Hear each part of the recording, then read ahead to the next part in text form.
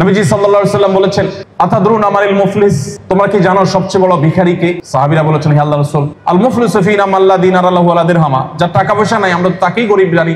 আপনি আবার কোনটার কথা মিন করছেন? নবীজি বলছেন, না, আমি সেটা মিন করছি না। যার টাকা পয়সা নাই সে আজকে ভিখারি হতে পারে, কালকে ধনী হয়ে যাবে, এটা তো কোনো বিষয় না। প্রকৃত অর্থে সবচেয়ে ভিখারি হলো সেই হতভাগা যে দুনিয়াতে অনেক কোরআন তেলাওয়াত করেছে, হজ উমরা করেছে, দান সাদেকা করেছে, যাকাত দিয়েছে, নামাজ পড়েছে, রোজা রেখেছে, দাড়িও লম্বা ছিল, পর্দাও করেছে, সবই ঠিক ছিল।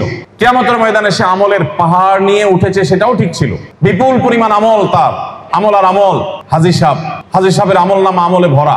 ঠিক যখন জান্নাতে যাওয়ার জন্য মুছে তাও দিচ্ছেন, ওই সময় ওই রিকশাওয়ালা হাজির হয়ে গেছে। এসে বলছেন, আল্লাহ, উনি কোথায় যাচ্ছেন? জান্নাতে। আমার কথা আছে, যখন রিকশাওয়ালা ছিলাম, বন্ধু বান্ধবের সাথে কলেজে পড়তো, ভার্সিটিতে পড়তো, 4-5 জন একসাথে ছিল, সামান্য একটু কথা কাটাকাটির ভিত্তিতে আমার ভাড়াটা না দিয়ে সে চলে গেছে। আমি সে ভাড়াটা চাই, এখন আমার অধিকার, এটা অনাদায় রয়ে গেছে। একজন নাস্তিকের সাথে একজন মুসলমানের এখানে একটা বড় পার্থক্যের জায়গা পরিষ্কার হয়ে যায়। একজন নাস্তিক দুনিয়াতে সুবিচার পায় নাই, সে দুনিয়া থেকে চলে যাবে ও স্যাড ব্যাড বলতে বলতে, এছাড়া তার আর কোনো পথ খোলা নেই।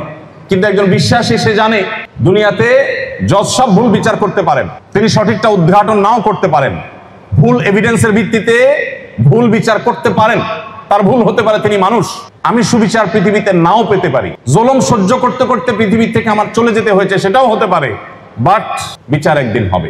আল্লাহ তাআলা ভুল করবেন না।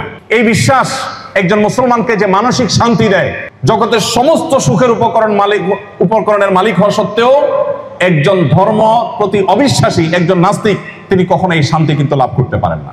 এই জন্য ভাইরা, ওই ব্যক্তি যখন রিকশাওয়ালা তার সামনে এসে হাজির হবে, বাসের কন্ট্রাক্টর তাকে কথায় কথায় গালিগালাজ করেছেন, মারধর করেছেন, বাহানা দিয়ে নেমে চলে আসছেন। 2-4 বন্ধু মিলে গেছেন হোটেলে, চায়ের দোকানে, টি বয় বেচারা বা মিসিয়ার বেচারা, সে দিতে একটু দেরি করেছে, ডেকে এনে তাকে 2টা চড় দিয়ে দিয়েছেন, এতবার ডেকেছি তুই শুনিস নাই। অনেক জুলুম জীবনে করেছেন। এরপর একটা পর্যায়ে এসে আল্লাহ তাআলা দিনের বুঝ দিয়েছেন, লম্বা হাজী সাহেব হয়ে গেছেন, দায় রেখেছেন, জুব্বা রেখেছেন, প্রতি বছর উমরা যান, প্রতি বছর হজে যান, বাইতুল্লাহ গিয়ে ইতিকাফ করেন, মসজিদ করেছেন, মাদ্রাসা করেছেন, দান করেন, সাদেকা করেন, মাহফিল করেন, হুজুরদেরকে হাদিয়া দেন, মসজিদ বানিয়েছেন, শিক্ষা প্রতিষ্ঠান বানিয়েছেন, অনেক ভালো ভালো কাজ করেন।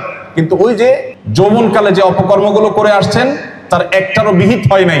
ওই রিকশাওয়ালার কাছ থেকে মাপ চাওয়া হয় নাই, ওই মিসিয়ারের কাছ থেকে তার কাছ থেকে না দাবি নেওয়া হয় নাই, ওই বাসের কন্ট্রাক্টরের সাথে যে দুর্ব্যবহার করেছেন সেটা কোনো বিহিত করা হয় নাই।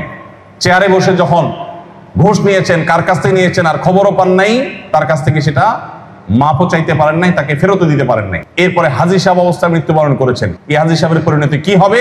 মুসনাদ আহমদের হাদিস বলছে, এরকম অবস্থায় সমস্ত প্রাপকদের পাওনা দেওয়ার জন্য তার জীবনে যত আমল করেছে এগুলোর সওয়াব দিয়ে দিয়ে, কারণ সেখানে তো টাকা পয়সা থাকবে না, সওয়াব দিয়ে দিয়ে আল্লাহ তাআলা সমস্ত মামলাগুলো নিষ্পত্তি করবেন।